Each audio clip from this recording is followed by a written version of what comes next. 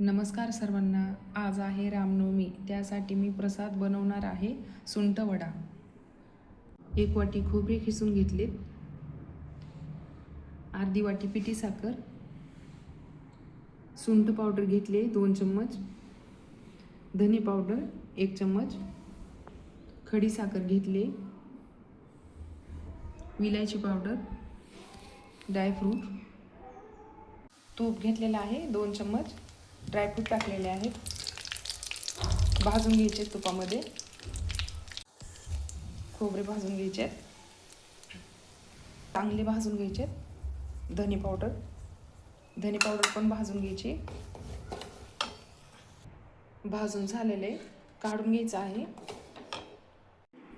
काढून घेतलेले साखर टाकायची आहे, त्यासाठी पूर्ण थंड होऊन द्यायचे.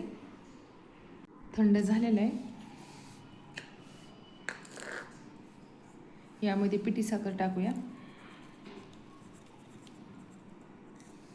अर्धी वाटी नाही टाकायची.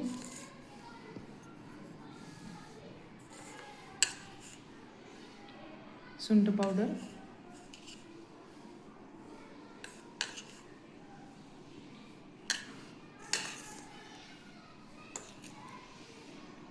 विलायची, खडी साखर पूर्ण मिक्स करून घ्यायचं आहे. पूर्ण मिक्स बनवून घेतलेला आहे.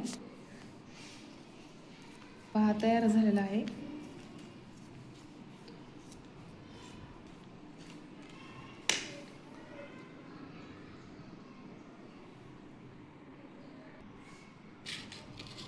तयार झालेला आहे सुंठ वडा.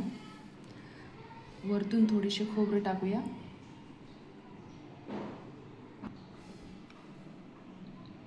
पहा,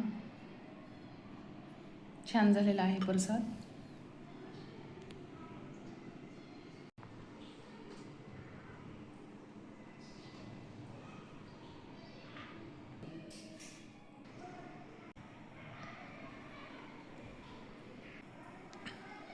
तयार झालेला आहे.